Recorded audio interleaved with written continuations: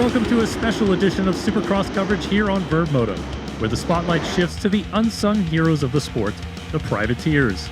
Today we bring you the Yamaha PulpMX LCQ Challenge, a race that celebrates the grit, determination, and passion of riders who battle not just on the track, but off it as well. For many, the road to Supercross is paved with sacrifice.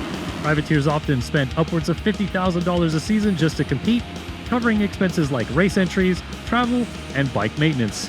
Yet despite their efforts, they often find themselves on the outside looking in, just short of making the main events. Enter the Yamaha PulpMX LCQ Challenge.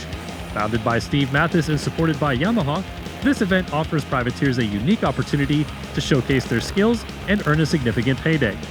With over $100,000 raised through a raffle for a YZ450F and prop bets included as well, the challenge has become a big opportunity for riders to supplement their yearly income in one single event. Hey, that's a Supercross track right there. The format? 2 main events, each lasting 5 minutes plus 1 lap, and the twist? An Olympic-style scoring system, complete with a staggered restart in the second race, ensuring every rider has a fair shot at victory. Today, it's not just about the race. It's about giving back to those on the relentless pursuit of a dream. Get ready for the Yamaha PulpMX LCQ Challenge, where every lap tells a story and every rider walks away with a fistful of cash.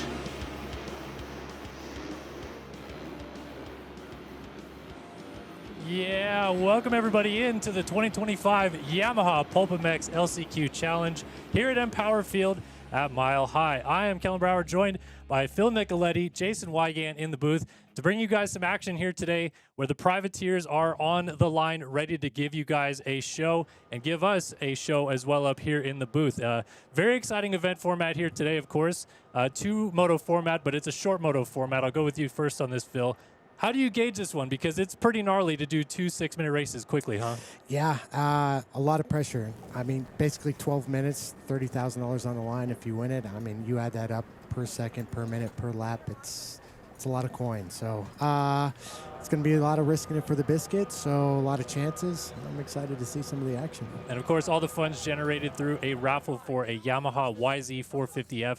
You guys can still head over to pulpmx.com and get involved in that all the way through Monday's show coming up this week. So definitely very cool to get involved there. And for you, Jason Weigandt, obviously this is a really cool thing that Steve has done for privateers to give back to the sport. I mean, we know all these guys. We talk to them on a regular basis. And for them, this is a huge event, too. Yeah, it is. And we always talk about it as simple as you said in the intro. They just don't make the money that the Chase Sexton Cooper Webb riders will be watching mostly on Saturday do. And it's cool for Steve to do that because Steve, unfortunately, he has achieved some good things in his career, but he has not achieved all. Just this morning, about an hour ago, I was given this very prestigious award by the American Motorcycle Association. This is the Journalism Award that did not go to Mathis, nor to you, Kellen, sorry. Yeah, Lewis sadly. Phillips, Don Maeda, the rest of you guys. How's it feel to want? So I'm glad that Steve has something that he can celebrate here, this race that Feld was dumb enough to let him do and actually take over the stadium on a Friday because he doesn't have the award. But props to Steve because he could have done whatever he wanted with the bike. Yamaha said, we'll give you a bike, come up with something cool. He came up with this, which puts a lot of money in the pockets of these guys. Yeah, I mean, I think he'll take $100,000 given to privateers over an award, but maybe not. Maybe he wish he had that award as well. He does. Trust me, he does. No, he definitely Yes, he does. So, yeah, we'll get to practice in a little bit. We'll also get to the 2-moto format that's coming up a little bit later. But before we do that, we want to show you guys some highlights from last year's event as well, so you guys can get an idea of what this race looked like a year ago, maybe build up into this show here tonight for 2025. Here's what happened in the 2024 PulpMX Yamaha LCQ Challenge. Off to start in race number 1, Mitchell Harrison on the 82 Partzilla PRMX Kawasaki fired off to the early race lead, and he would kind of check out from here because behind him there was a big crash. A lot of guys got together on this rhythm section. Anthony Rodriguez, Hunter Schlosser, both of them got together. A lot of guys able to slide on through. And it was initially Jeremy Hand running up in second place on the 56 Honda, but Josh Hill on the number 44 machine was running him down. Hill would eventually get to the inside of Hand and make a nice pass to move up into second place. Too far gone, though, was Mitchell Harrison out front, and he was pretty much in cruise control from there, putting in the laps and got away in the 6-minute plus 1 lap main event number 1 to take the win there. Then it was on to the restart, in which we staggered the order, reversed them around. Will Hahn turned the 30-second card, and Hunter Schlosser, who crashed early in the race of race 1, got off to the early lead from there.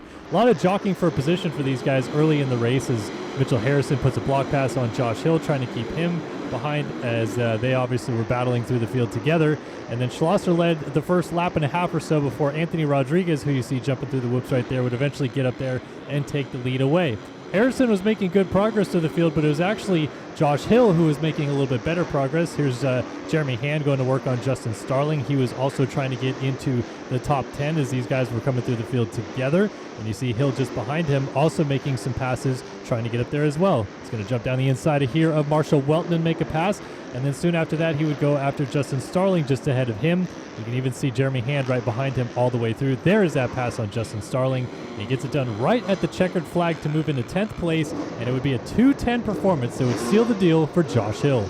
It's awesome to no longer be a one-time Supercross winner. To win this, I'm stoked. It's hard to make money doing this, and this event really is a cool thing and vital to keep the sport alive. So last year, over $25,000 raised for Josh Hill to get that win, but over $100,000 overall raised in the raffle, and we're pretty much at that number again. Welcome in Race Tech's Chris Riesenberg in the studio with us. Great to have Checkers here.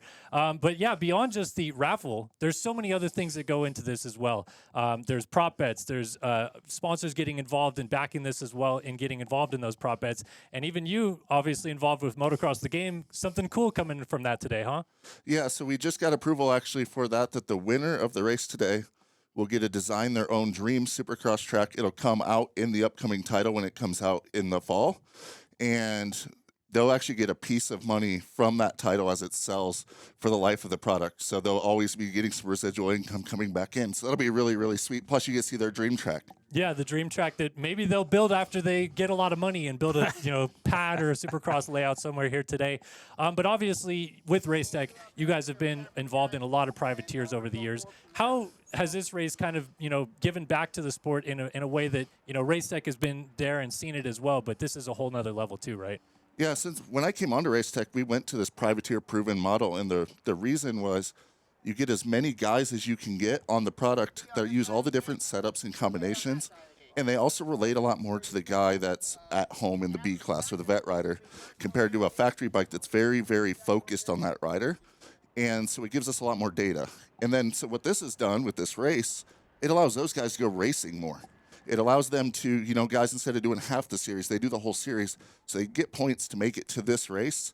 It changes their lives. It really does. It is a huge income boost for them. Yeah, so we mentioned the prop bets a little bit and everybody that's involved with that. Funnily enough, a lot of the athletes also get involved in these prop bets as well. It's not just sponsors and things as well. We have a funny little clip here from the PulpMX show earlier this week where Cooper Webb even got involved in this as well. Yeah, Coop, we got AC and Brayton stepping up for the 9th place and the 10th place guy. What can we do? Oh, okay. What can we do? I'll be honest with you. I know it's a great race, but I don't know much about it. Well, let's do Top Yamaha. Why don't you do $200 to the Top Yamaha? I mean, sure, you can spare $200, Coop. I mean, like AC's throwing in 1,000. I didn't want to throw that to Coop, but let's go 200. Bro, why you got to do it like that? Because you're the cheapest millionaire I know. No, but okay. Whatever Phil throws in, how about that? So look at Cooper Webb. They're adding $200 to the pot. Phil adding $200 to the pot, but also you're here with us. You can talk about this awesome Dead Sailor Award, Midnight Sailor as you call it, where these guys are required to do an air wheelie over the finish line jump on the parade lap. It's great fun. Yeah, so I'm a professional fun haver, or at least I like to think of myself as that. And yes, the race is serious because there's a lot of money on the line. But these privateer guys, dude, they love racing their dirt bike. That's the reason they're here, not doing another job. So this keeps some of the fun in the event. It's for the fans, and honestly, it's kind of growing out of control. This is year number 3, and we've raised over $1,000 for them, I think, each year. And how does it break down, right? Because it's like 50% judged and then 50% fan vote too, correct? Yeah, so we've always done a judged vote, and a lot of the fans would chime in and say, no, this guy should have won or that guy. Well, this year we said, okay, instead of having one winner, let's cut it in half. We'll have our judged winner, which Wes Williams, Steve Mathis, and Matt Burkina are our 3 judges for that. They'll take half the pot, whoever wins that. Then we're going to put a poll up on vurbmoto.com right after with clips of them on all their air wheelies, and the fans go on and vote, and we'll announce that Monday on the Pulp Show. That's awesome, and awesome of Race Tech to be involved as well, of course. For you, I'll throw it to you just quickly, Jason Weigandt, on this. Of all the prop bets, though, that we see come across here and that these guys put up, you got a favorite picked out here today? Well, I even had to put in some of my own money, which is definitely not something I like to do. I felt like I was putting up a lot. I put up $100, but the current Supercross point leader did double what I put up, and I put it up for first mechanical problem of the race, because as Checkers knows, that is not my specialty. And I saw Juwan Cross actually back racing today. He's here for press day. He's not racing in this. But I did have to hand him the $100 2 years ago because he got last in this race. So we've reunited. I gave him $100 cash at Salt Lake City. We'll see who takes it here. But it is cool. The whole thing is themed. Almost everyone picks, as you heard Steve say, 9th place is AC giving $1,000. Justin Brayton's giving it for 10th. Everyone comes up with a creative little trademark for the money. It's pretty cool. Yeah, for sure. Of course, you had to get Brayton in there, right? Great guy. Great guy. Perfect 10th place position. You Perfect get money 10. from Brayton. Well, it all adds to the pot and obviously adds thousands of dollars as well that these guys can potentially earn on top of that. It's all very cool as well. But what does this mean to Yamaha specifically, being involved in this program, giving out a YZ450F every year? We talked to Mike Ulrich earlier, and this is what he had to say about that. Yeah, so I think it was a little bit over 7 years ago we got together and talked about how we could kind of work together and hopefully support privateers and the guys in the sport who really struggle and need the help to get to the races from week to week. And, we put our heads together and came up with Yamaha putting up a bike every year and doing some kind of a raffle system that's evolved to this race. So it's been quite a while. I think this is our 7th one, and we're super stoked to do it. It's far exceeded any of our expectations. We were, at first we were just hoping we would get enough to cover the cost of the bike. We're not getting anything out of it, but it would have been embarrassing if we didn't raise enough money even to cover the retail cost of a bike. But it's blown everybody away. The amount of money that we've been able to raise, or Steve's been able to raise, it just speaks to how popular his show is and how dedicated all his listeners are. So that is, of course, Mike Ulrich with Yamaha speaking on behalf of Yamaha being involved in this program. And hey, speaking of Yamaha, motorsport.com also involved in this as well. They're doing a sweepstakes that launches on May 10th. You can also win a YZ450F through that as well. So definitely check that out, motorsport.com/win. You can enter there. There's going to be a little thing set up at Salt Lake City as well where you guys can go over there and get entered. So Yamaha, I know you're not Blue Crew anymore, Phil, but Yamaha definitely goes all out for this thing. No, huh? it's awesome. I mean, any manufacturer that wants to support privateers and help race stuff like it's cool. I think even other manufacturers, they all come up and watch this race too. So it's all for a good cause. And I'm very jealous. I wish 15, 18 years ago, this sort of race was around for me, because basically you're getting rewarded for not making main events. So, which I did not make it for a couple back in my day. So, it's awesome. So you guys know the format now, but who are the riders actually on the gate? Well, this is, of course, a lot of guys that have not made main events this year. The way that Steve has organized this event is based on a qualifying format where everyone 5th on back in the last chance qualifier earns points to make it into this privateer challenge. And so he has 17 riders that made it in based on points. He also picks 5 wild cards. We'll kind of go through the format of who are those wild cards here today as they get ready to go racing for practice. But kind of cool because it's a way that you don't really pick out who's privateer or who's factory, Jason Weigandt. It kind of gives you an answer of who's actually making main events or not. Yeah, I think that was the biggest problem when Steve had this idea. And by the way, it wasn't always a race. Mike Ulrich from Yamaha mentioned it's been 7 years. This is maybe the 3rd or 4th year for the actual race. Mm-hmm. The first couple of years, they just handed out the money based on those standings. And I think Steve knew immediately there's going to be a huge argument over who's a privateer and who's not. And there's been plenty of top privateer awards through the years and plenty of guys who maybe weren't the intended type of privateer. Guys were arguing over my shock. I swear I could buy it, so pay me the money. Steve didn't want to deal with any of that. So he just said, look, if you don't make the main and you get 5th in the LCQ, that is considered a first place in points, and I'll just keep standings. And it leads to these standings here. Justin Rodbell was the top point getter, the guy that came closest but was just short of making mains the most. And now we have the full line up there. So you still have to earn your way in. I mean, essentially, I guess, Phil, you could be a factory rider in Mr. Maine every week and get in on this. Yeah, you could, but I don't think you'd have a factory ride at the end of the year. You'd be SOL, so. Oh, no, look, Pulp logos on the ribbons in the stadium. This has gone too far. My gosh. It's gone too far. You know, I think we've done a great job, Steve and Yamaha. We've shouted them out. But honestly, folks, they don't build full racetracks on Friday. We don't do gate drops on Friday ever. So shout out to the AMA, Dirtworks, SMX Track Crew, Feld, and everyone for even letting this happen at all. Yeah, no, it's awesome that like they all come together.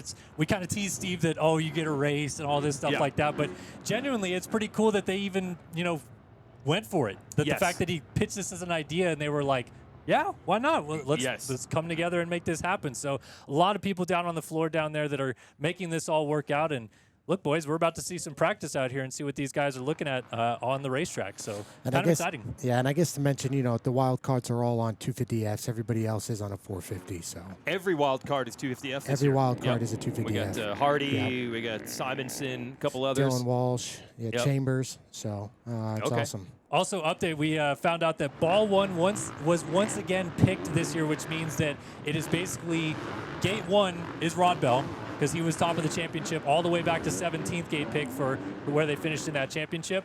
And then the wild cards are last gate pick in race 1. So a lot of 250 guys way outside for this one. I'm kind of bummed that Ball 1 was picked. So I'd like to see a little bit of a swap, Well, you'll still get it in race 2. So the format, as you mentioned, Kellen, we invert the start for the second race. The winner of the second race, or the winner of the first race, has to start last in race 2. Phil, what would you think? You say how badly you want to be in this, but imagine dealing with that.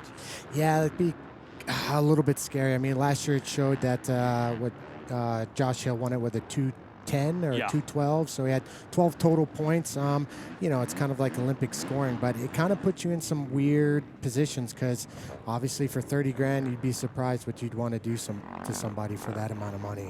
So practice now circulating out on the track, seeing some of the guys out there. Practice doesn't matter, as we just mentioned. Gate selection already decided off of a ping pong ball, so this is just these guys now figuring out the racetrack. But for those at home interested and you would like to check out live timing, visit the vurbmoto Prospect app. It's in the App Store. You guys can download it through the App Store, and it has live timing available for there. But it also has a lot of other cool stuff as well. Keep track of amateur racing results and even amateur racers themselves and where they're ranked in the country. So very cool of that. Definitely check out the app.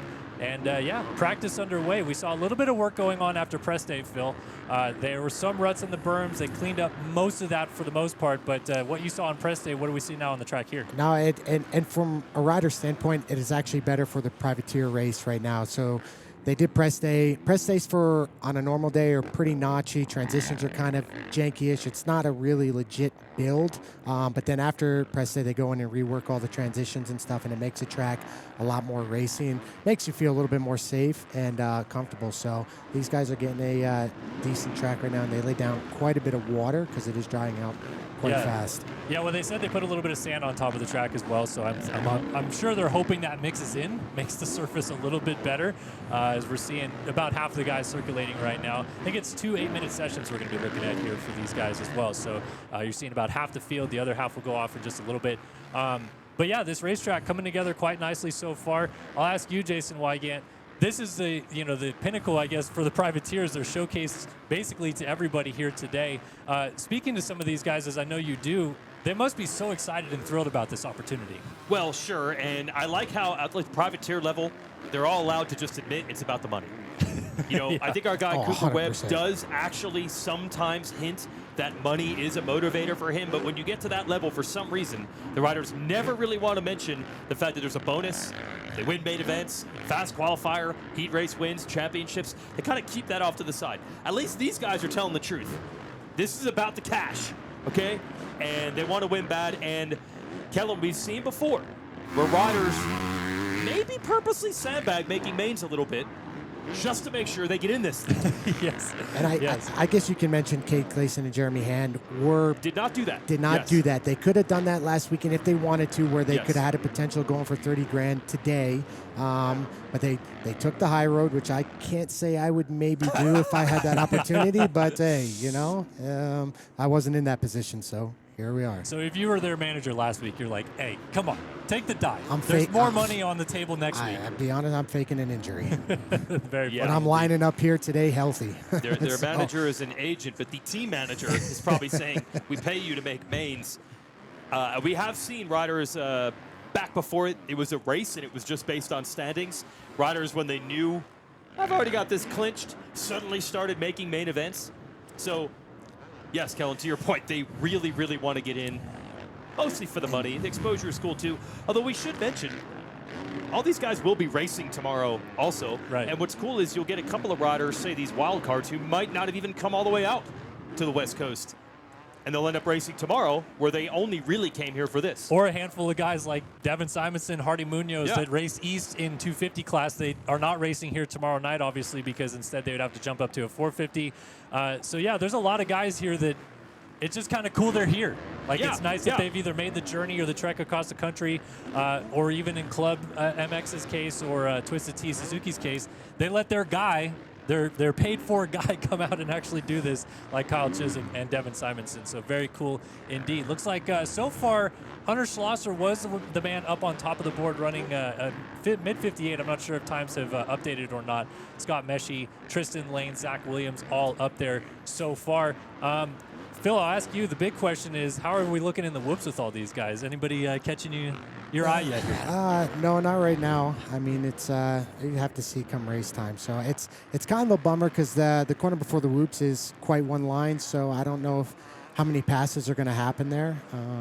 So it kind of makes the whoops to be one line as well. So, but doesn't that maybe leave the door of opportunity wide open because you have to get a run into the whoops, so you leave the door wide open coming into them each lap? Yeah, and not to mention, I mean, from a racer standpoint, and everyone knows we talk about it when we're in Denver, we're at altitude, right? So these guys have to come up here right away having the right gearing on their bike, the right mapping, the right everything, so because they don't have time to go back to their truck and make any sort of changes. So it's basically run what you brung at this point in time, unless you got a couple screwdrivers, you can make a few clicks here or there, but it's game time for them.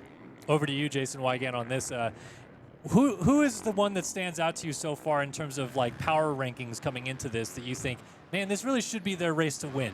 Is there anybody? Well, I think Rodbell is first in points, and if you've watched the races this year, you saw how agonizingly close he was time and time again. But I think what's cool about the two-race format, as that Meshy who went down there? Yeah, Scott Meshy down in the berm after the long rhythm section there. The two-race format, we still don't really have a read or a strategy on the best way to play it. I think last year a lot of people were thinking, do I purposely get fourth in the first race to have a better start in race two?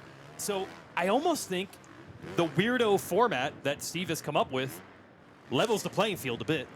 I mean, just going off past results from last year, 12 total points got you the overall, then 14th for second, and then so on down. But I think from 4th to 8th, which are big money-paying positions, I think a lot of them were tied between 18 and 17 points. So, yeah, it's going to be kind of crazy to see how they... Well, what the two-race format also did, I feel the previous year when it was one race, we talk about how badly these riders want the money, and I think Steve's goal was to have it race like an LCQ, guys taking each other out in the last lap.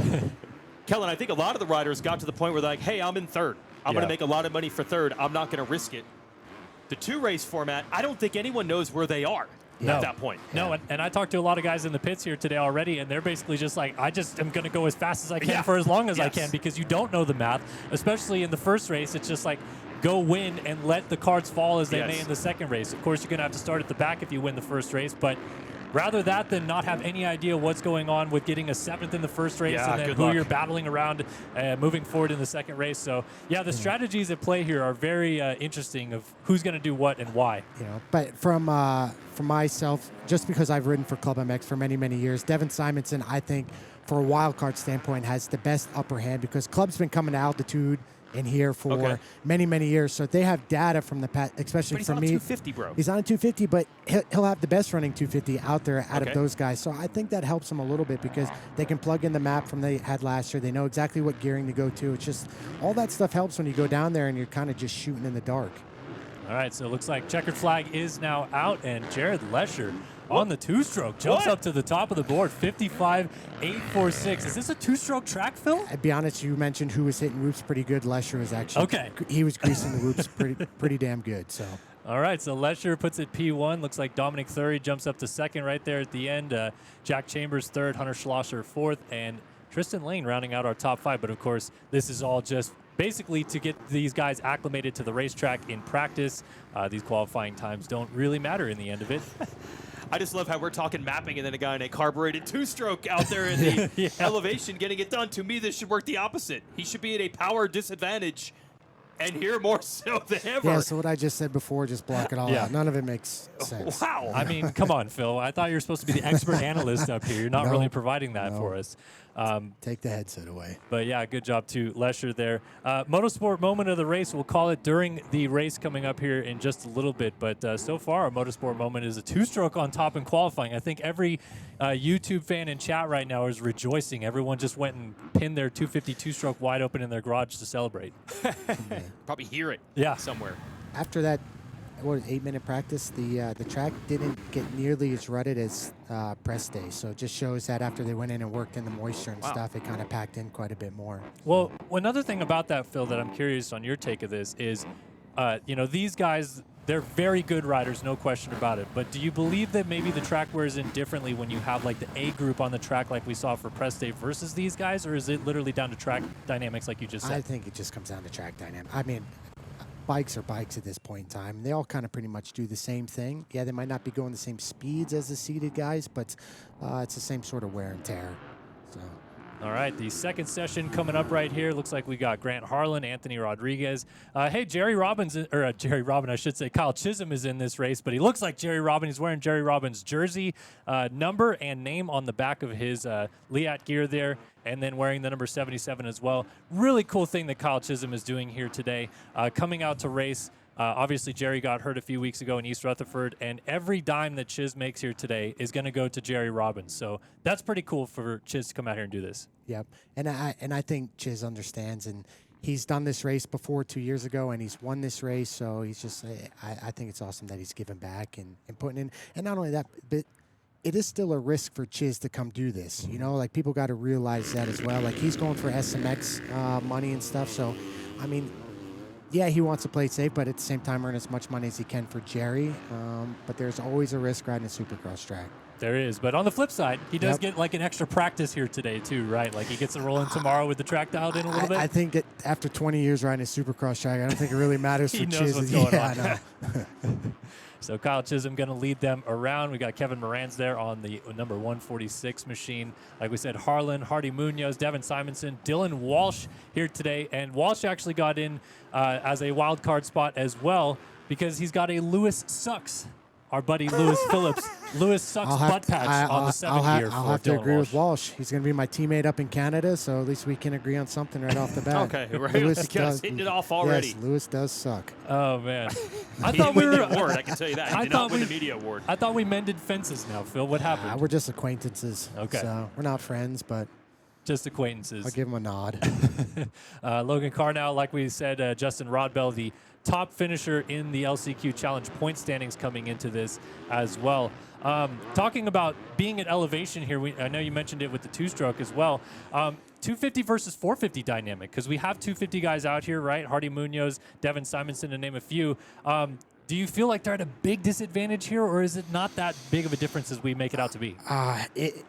Honestly, it's almost the same as if it would be at sea level. I mean, you lose the same amount of percentage, I would assume, from 250 to 450. But, I mean, at this point, to get some of the jumps and get off the gate, you can't go against a 450. But I don't think the track is overly technical to where a 250 can't do some of the jumps that a 450 does. So I think they'll be okay. Well, Weege, of the 250 riders, like we said, Hardy Munoz, Devin Simonson, Jack Chambers is here, and then Dylan Walsh, who we mentioned as well.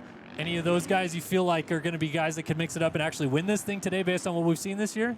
Simonson's a tough one to judge because he really just got back into racing, but he's been really good since he came back from the wrist injury. But my eyes are going to be on Hardy Munoz, and I don't even know from a results standpoint, just from a sending it standpoint, he's my son's favorite rider out there. You got to keep your eyes on the 87, who wise to the Verb crew. They actually got the camera on him right now. This should be really fun to see what hard he can do, because he's definitely going to go for it. I guarantee you that. Listen, I've been Munoz before in my career. You called it. You've been chillied. Yeah, I've been chillied. I'll never forget Indianapolis 2022. You were crushing the whoops. You passed him at LCQ. You had him handled, and then what happened? I fell asleep at the switch. I got chillied. I don't know. You got chillied. That race haunts me. And then 4 years later, still get nightmares about it. We're still bringing it up.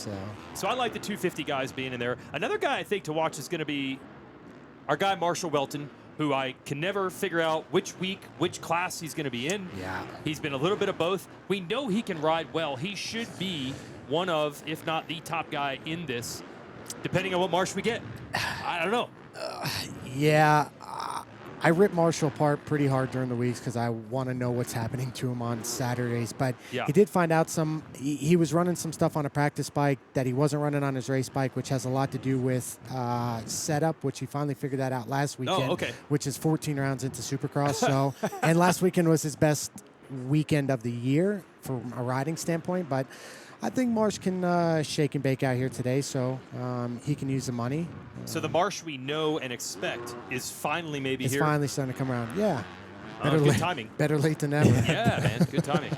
Better late than never. Yeah. Hey, thanks to Fox Factory Vehicles. Find your dream vehicle today from foxfactoryvehicles.com and follow them on social at Fox Factory Vehicles to see the latest lineup from their incredible vehicles lineup that they have. So thanks to them. So we've got a few minutes left here in this practice session, and then these guys go racing as Hardy's already just going for full send mode right now, and Chiz taking a little bit of time there in the pits to check some stuff out, doing maybe some start practice. Man, this is also another thing to think about here, Phil. These guys only get basically one session, and then we got to go racing. How gnarly is that? I'd be doing exactly what Chiz is doing right now, doing as many starts as possible, because at the end of the day, that's what it's going to come down to. The track looks somewhat one-lined, and like Chiz does, kind of a veteran, he knows what's most important. So the race is won and lost on that starting gate right now. Do you feel like in an 8-minute session that you actually learn the track? Like you know what the lines that you're going to be racing on are? I mean, not really. Okay. You know, I mean, you do to an extent, but 8 minutes is more just kind of like, it's basically a free practice for a normal Supercross, and then you get 2 more time ones till you go racing. So they're just basically getting a free practice, and then they're going out to bang bars. So I'm actually really surprised that more people aren't doing starts. I mean, but a guy like Chiz or even Moran's, who are already good starters, maybe they're confident enough they don't need to. You're right. Maybe they just are going to roll to the gate knowing what they've brought to the table here. Justin Starling just jumped to the top of the board. 55.166 for him. A little bit of a tenth of a second up there on Grant Harlan. So seeing some more of the familiar faces show their way to the front here in this PulpMX Yamaha LCQ Challenge. This is really nice to see how this track is shaped up, though, like you said, Phil. I mean, they definitely got the water into it because, I don't know, I know Weege, I think you just got in here today, but it was raining last night here, and some people were concerned, are there going to be tarps on the track? And then, of course, it dries out like crazy here thanks to the wind. Durworks has actually done a pretty good job here. Yeah, and that's sand. I was surprised how much sand was on the track when I was walking it during press day earlier. Phil, you know, I walk the track because as a media guy, we really know what the real riding experience is like. I can tell from up here, you guys could probably think you could do all those jumps no problem too. It's so easy from 300 feet Everything away. looks so rounded and mellow. Oh, it's nothing. So Starling jumping to the top, as you mentioned, Kellen. So that's another contender there as we watch the 146. That's Moran's, who is the good starter, as you mentioned, Phil. But I don't know. I don't think this practice times, it's not really getting us a feel for it. It's been all over. It is. I mean, 2-stroke top the first session, so definitely not getting us a feel just yet. But like Phil said, it does seem like whoever the guys are that are going to get the starts in this race really will do the damage in the first race. But as we talked about with strategy, is that a good thing? Because they're going to get out front and lead, but then they have to be at the back in the second race. I think you got to take your best position in the first moto, and whatever happens in the second moto is where you're at. But if you can win or get second, at least you're going into the second moto with 1 or 2 points, and then the rest is history, and you kind of got to do the best you can. So And you can't go in there banking on thinking you're going to go 4-4 and win the thing. Right. I just don't think that's possible. Hey, as we mentioned, the raffle is still open, pulpmx.com/LCQ challenge. You guys can head over there. Still raffle to win this YZ450F and get those numbers all the way up. Like we said, over $100,000. Going to be exciting to give away a big paycheck here today, but it just keeps going, man. There's a lot of people who will watch the race today, too. You might even see this race on YouTube this afternoon and then decide to go get involved in the raffle there. Could win a bike, but at the very least, you're supporting privateers. Moran's went up by almost 0.6 of a second, which Wow. is kind of a big margin, because I have to think, those top 4 or 5 guys are all within the same talent pool, so half a second's a big deal.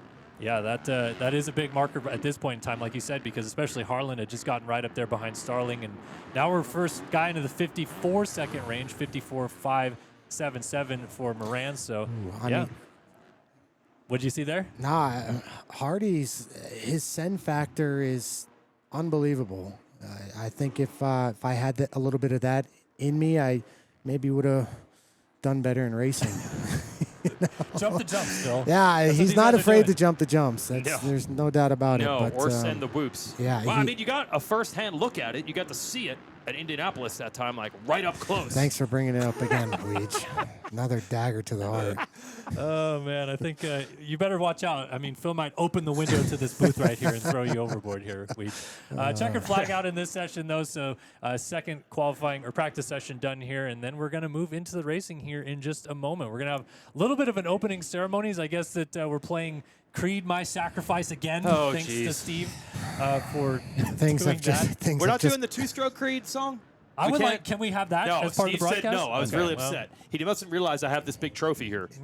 Jeez, man. No respect. Honestly, it's a measure of how good you are as a talent, Weege, that somehow that video is out online from last year, and you still won the award for best media. Yeah, member, you think so. that might have disqualified me? Well, yeah, no, I might have no. brought it down. They're like, but there's that. But there's that. There it just is that. sounded just like Lesher's bike. Yeah, well, I mean, Lesher looking good too so far It was. today, man. Well, I think we're seeing out of the two groups, though, these are the more guys that are right on the bubble each week. This second group that was just out, Moran, Starling, Harlan. Harlan, how is he even in this? How's Harlan even in this? Yeah, if you tell Harlan at Anaheim 1 you're going to be in this thing, he's not even pumped on it. Pumped on the money. Yeah, I mean, last year, obviously, Grant came back last year from a pretty bad pelvis injury, Yeah. and then, but that was last year. I mean, as a racer, like you can kind of put that stuff aside and move forward. We're now a year later, and yeah, Grant hasn't got back to his 2023 form. Yeah, you know, where he Yep. was pretty savage. Yep. But he's been pretty far off of that recently. So, maybe That's what I today's the like. day. When you look at the talent in this group, there's plenty of guys who are like, well, he should probably win. Well, no, he Yeah, should probably win. Well, he should probably win. I agree. There's 6 Yeah. guys where it's just like, they could probably win. Yes. Well, has practice changed either of you guys' opinion about who should or could win this? No, it's all the same guys that are still up there that you would normally think. Yeah, I mean, like you said, it's all these guys that were near the front in the challenge standings, Yep. and then a couple wild cards getting up there and mixing it up as well. Before we let you go here today, Jason Weigandt, do you actually have a pick for a winner here tonight? I'm just going to go wild card. I'm going to pick Marsh. I feel like Marsh has the ability to do it. We have not seen it this year. Now, Phil, you just gave me some intel on he's got something better than he would have all season long. So I'm going to go Marshall Welton. How about that? I know Chiz should probably be the odds on, but I don't count him. He doesn't count. He's not even riding for himself. He doesn't count. Well, Marsh, I talked to him early today. He said the starts are back, which is Okay. which is what has been missing a little bit of late. I don't know about the full race intensity, but he says they're back. I don't know if Phil's laughing. Can I bash my buddy? Bash him. We get one good hole shot and our starts are back. Oh, okay. Okay. Miraculously. all I right. mean, you guys run on confidence, see. don't you? You get one, and then it spirals into 7. I hope so. We actually get to see what JT's hair looks like from the back. Never noticed that before. That is something else. Good aesthetic down there. Yes, Steve- that's aesthetic. Steve Mathis. If anyone's and, watching this, please roast JT at any time. I think they already are. I think they already have. Yeah, the chat's going off. Yeah. Lock in, chat. Yep. Here we go. We got the national anthem coming up, but we're going to go ahead and send Jason Weigandt off here. We're going to go to a quick commercial break. Be back on the other side of this with Justin Brayton. Thanks, Weege, for joining us, buddy. Thanks.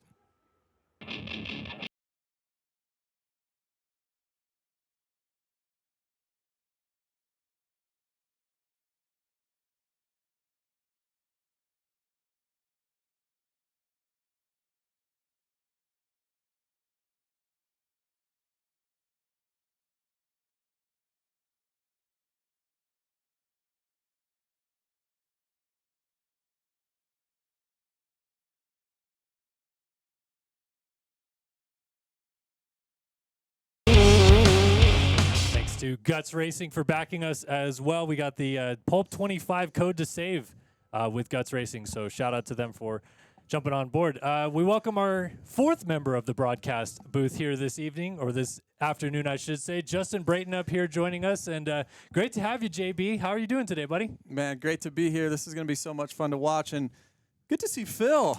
Good to see Phil in the booth. Like, what? My palms are sweaty. I'm freaking out. It's more nervous up here than a 450 main event. So, yeah, I'm struggling a little bit, but we're hanging in there. And how about the boys on their only 8-minute session, right?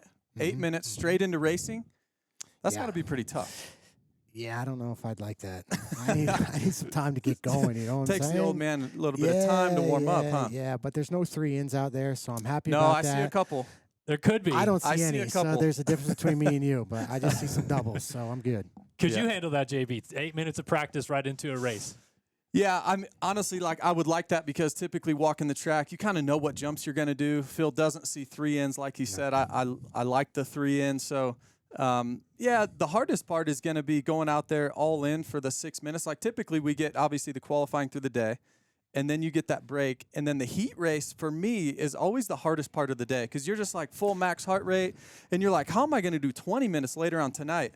Well, these guys have to turn around and do 6 minutes again. You know, invert the field. Like it's going to be a lot of fun, but it's going to be tough. It is going to be tough indeed, and it's going to be exciting. We're going to go racing here in about 8 minutes or so time. Just asked Jason Weigandt before he walked out of here, but do you have a favorite going in tonight? Well, the thing I think about is I like Moran's because of starts, and I think he'll get a great start in that first one. The second one, it's so difficult because how quick can you make passes? Can you do a rhythm land that no one else is doing? Can you get up the inside of somebody in the whoops? So, I don't know. I just like Moran's because of that first race start. But, I mean, kind of anybody's race, Like, really. from a racer standpoint, you always think, like, before I go out there, I think of, like, 3 passing spots, you know? And this is real crucial, especially with the inverted start. So if I'm a guy that capable of qualifying top 5, you know, being top 5, like, you're going to have 3 solid spots where you can make moves if you got to start 20th. So hopefully they thought about that. Where are they at? You think whoops? Whoops is one of them, right? You get up the inside, maybe come out of that turn, get to the right side of them in the maybe whoops. get close enough after the finish line, you know, cut underneath up the straightaway. So it's going to be hard after the on-off. Again, I'm not racing, so I really didn't focus on it. But I'm just saying you're going to need some spots out there to pass somewhere. Well, there are a lot of bowl corners on this track. That obviously opens up passing opportunities. And then when you get these guys reset after that first race and there's still close quarters in racing, we might see guys just dive bomb, right, to get a better position right off the get-go. Yeah, I mean, you have to go for it. There's so much money on the line, you have to go for it. And another thing, Phil, typically hard-packed soil here, right? The dirt's pretty good right now. It looks like they brought in some sand, kind of mixed it up. So to Kellen's point, I think you are going to be able to cut down, maybe rail some berms, maybe like you wouldn't be able to typically here in Denver. Like I said earlier, like Press State got pretty rutted and gnarly, but after they went in and reworked it and stuff, it didn't look like it got as rutted as after they did their 2 practices. So I don't know. I think it's going to be a little tough, but I think people are going to be trying to run it in on them, on other people and stuff. So I think today we see a couple mistakes. I mean, look at this. We're getting even a little bit of track work in right before the main events begin here for these two guys, or for these guys in these 2 moto formats. So, yeah, the track is maybe going to be even a little bit better again. They're already refreshing it up for these guys out there. And another kicker, I'm thinking, the first corner hasn't been ridden either. You know, That's so it's no dirt bikes have went around it. So I'm curious to see how 20 guys coming into there not really thinking about it. Yeah, that's a great point. But also, we're at altitude. So do you start in first gear or do you start in second gear? That's up in the air. The guys have yet to do starts. So there's so many things up in the air, and that's why I don't think you've seen 3-ins yet. Second gear is maybe not quite enough. Is first gear going to run out? For me personally, riding up here at altitude, it was always tough. Like, it took me a practice session or 2 to get used to the motorcycle. I don't know what it was like for you, Phil, but that could be another thing these guys are dealing with. Well, is first or second gear, do you have a preferred option for both of you guys off the start here in elevation?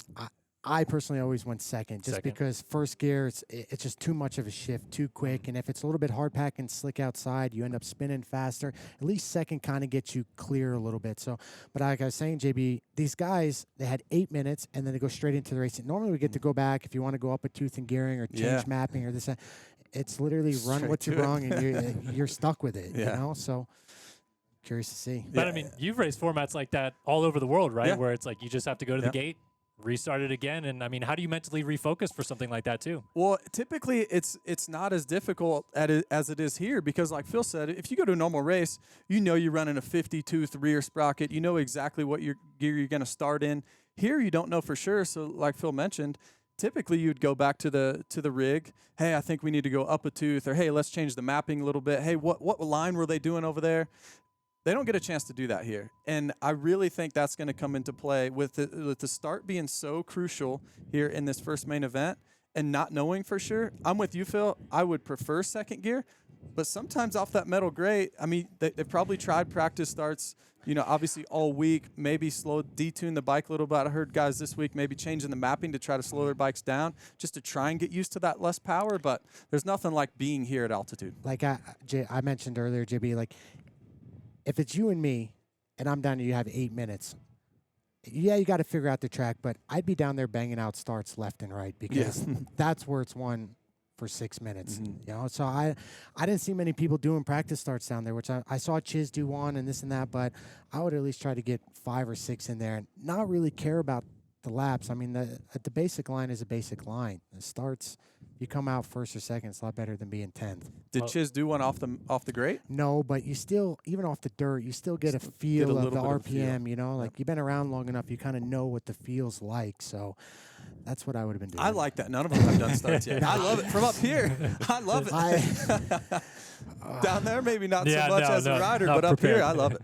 All right, well, Kyle Chisholm is going to go racing here, as will the rest of the field in just a moment. And Chiz being here in the first place is an awesome story. We caught up with his team manager, Dustin Pipes, down at the Twisted Tea Progressive Suzuki team earlier to hear what he had to say about Kyle Chisholm being in this race. Well, I think Steve actually sent me a text, and I read it for like 10 minutes and didn't know how to reply back to it.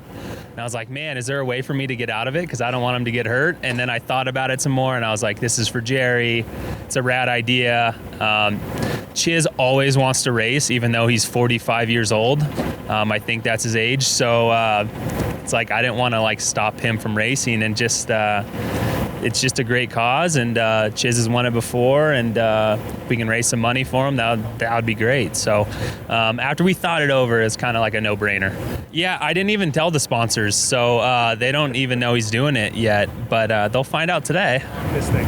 Yeah, I think the fact that Chiz has won so many races, being in the last chance and stuff, I think it,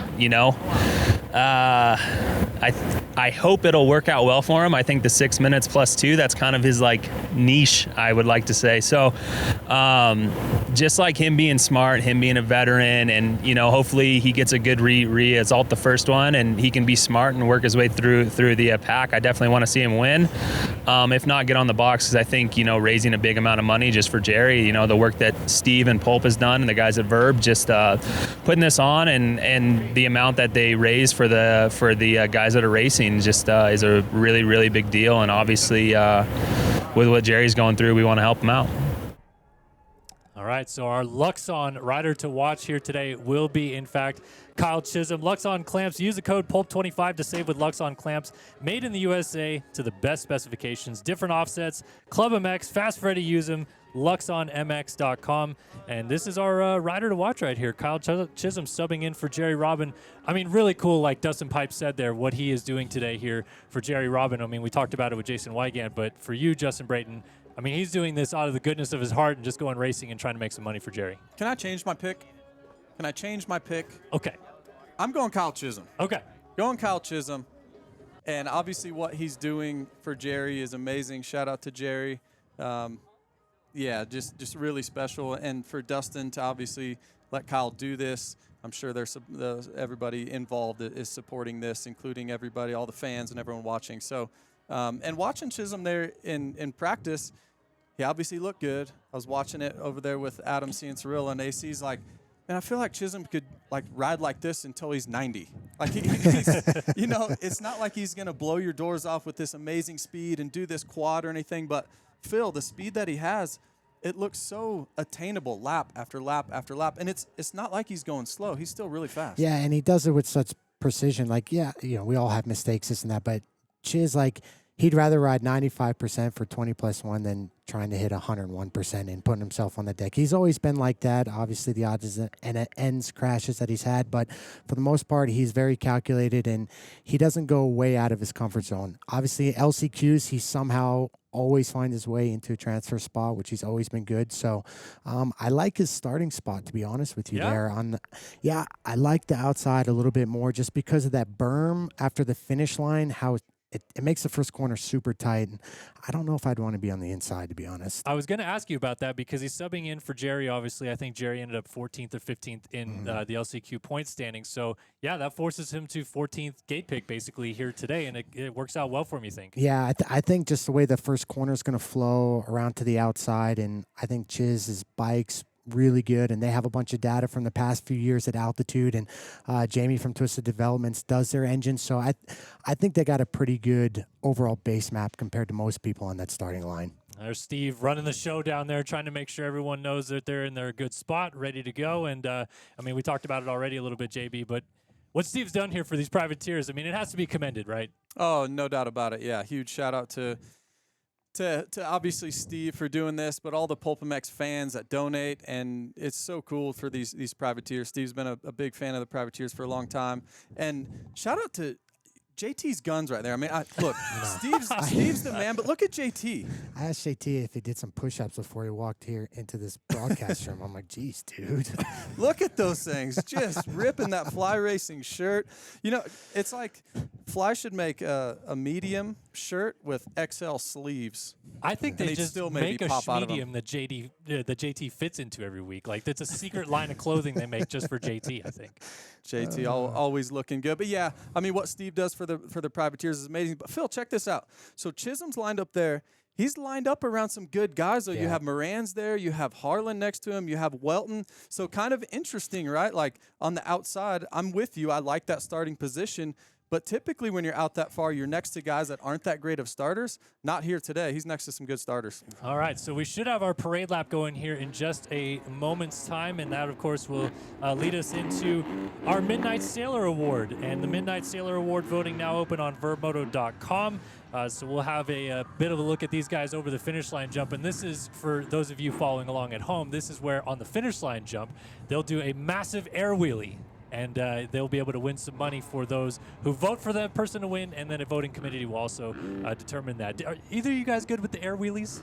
I can do okay. Yeah? Yeah. Yeah? I'm out. I think I'd totally loop out. I'm out. I have seen Checkers do a lot of them. You know, I mean, Checkers grew up racing each other in Iowa, and he's the king of air wheelies. So shout out to Checkers at home, I'm sure. Well, he was here earlier. Oh, is he here? Yeah, we chatted with him about it, and yeah, so these guys going out there, it looks like A-Rod was confused if everyone was going or not, but no jackets on the parade lap either. Anybody keeping tabs on that at home? A little bit toasty out here today, no jackets. JB, how many of those guys you think just did that start and you're just like, oh, God, I'm screwed right now? Oh, now should I do second again, or should I try first, or what do I do? Dude, I can only imagine the stress right now. Yes, so true. All right, so parade lap out there. Not too many guys going for the Midnight Sailor Award. A couple guys. I think that was Simonson that just tried it. A couple guys rolling the finish line jump. So not only a handful actually went for it, but that's okay. Maybe they'll do it before the second moto or something along those lines as well. Yeah, so this track is looking pretty good. We're about to go racing here in just a moment's time, and you guys have talked so much about this start.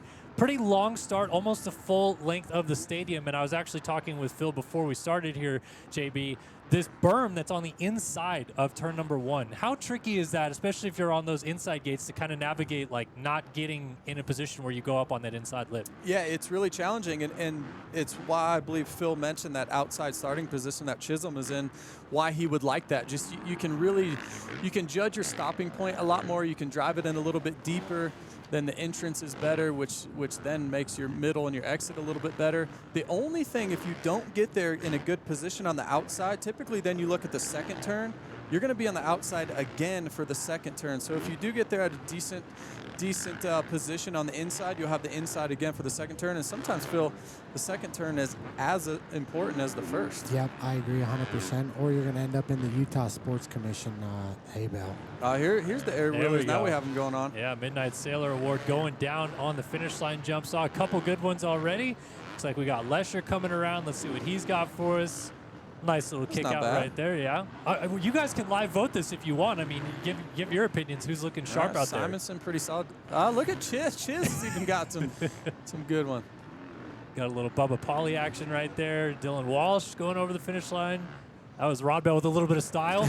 A little flair right there. Scott Meshy. Nice, leaning forward on the bike. These guys are definitely going for it. Little no-footer there for Munoz. If there wasn't a corner directly after it, it might give him a little more wiggle room. But if you get a little loosey-goosey, you're going to be risking over the Dunlop. That one was pretty solid. Almost. Dominic Thury almost yard sailed afterwards right there, trying to corral it back together. So I feel like Simonson's maybe. Yeah, that wasn't too bad there. Simonson, I think he gets my vote. Phil, got a vote? There's so many here. I don't even know. I'm going to go Thury. All right, Thury. Phil's got a vote for Thury right there. And then you guys as well can vote online, so definitely check that out. That would be over at vurbmoto.com. I believe you guys can get up there and vote. All right, starts coming up here in just a minute. It is Get Nervous time here in the PulpMX LCQ Challenge. And here's your starting order. Rod Bell, Meshy, Lane, Carnow, Schlosser, Starling, Welton, Lesher, Williams, Rodriguez, Leitzel, Harlan, Chiz, a.k.a. Jerry Robin today, Morans, Pauly, Kozad, Greco, Chambers, Munoz, Thury, Walsh, and Simonson. So you got Chiz, JB. Yep. And you're thinking Marsh? You're biased, dude. No, I didn't know. I Come didn't on, even. Marsh I didn't is even. cool. We No, all listen, love Marsh. I'm harsh on Marsh. I want Simonson. On a 250? Yeah. I don't know, man. On a 250, I know Simonson's that's a great rider. Remember, outside gate. And he's no, Devin's way inside. Oh, he did. He got a sneaky inside one there. You know, but I don't know, JB. I know you're my buddy and all, but for about 30 grand, I'd be punting you back. I'd punt you back to Iowa. Honestly, I wouldn't blame you. I would not. You'd wake blame up you. laying in a cornfield wondering what happened. Oh, man. All right. So we are just about ready to go racing. A little bit of tunes going on inside of the stadium. I can't hear what we're actually playing right now. There's the whole shot line, though. Important, obviously, to get off the gate, get out to the whole shot in this one, as you guys have mentioned a few times. And this is going to be a good one. Motorsport moment of the race. We'll call it as well as we see it during the race. If you guys got one that jumps off the page at you, there we go. Now the Creed is ripping through the stadium. And this is Steve's jam right here. Do you think these guys are more nervous right now because for this race than, like, let's say a 450 actual LCQ? Yes. Yes, 100%, right? Well, Like, let's be you gotta honest. Like, I don't want to say life-changing money. Yeah. This could change their whole year. Yeah. This could change 2025 for any of these racers on the line right here. So for sure, there's a lot on the line.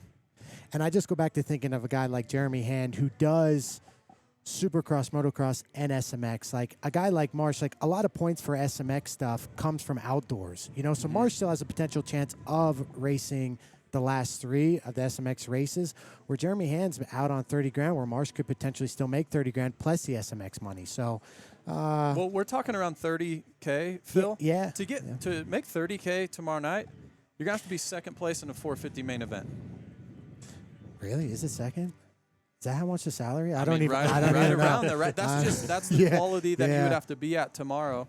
It probably around 50K or so for second in the 450 class, but still, like there's a lot of money here. This is gonna be fun to watch. All right, here we go. 30 card is up, and the nerves are fully set in for these guys on the gate. 6 minutes plus a lap for race 1. Then we stop it, invert them, and send them off again. 30 card is sideways. Revs are up.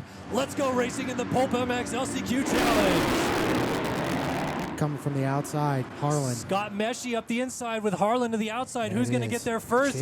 Meshy by a nose is going to get there on the 411. Harlan to the outside's right alongside of him, but it is going to be Scott Meshy who leads early on. Chiz up the inside trying to make a move on the 77. How about Harlan over the finish line jump? Is he going to shoot into the race lead right here? He is. Grant Harlan to the race lead. Chiz trying to fight back to the outside, but it's Hard Dog out front.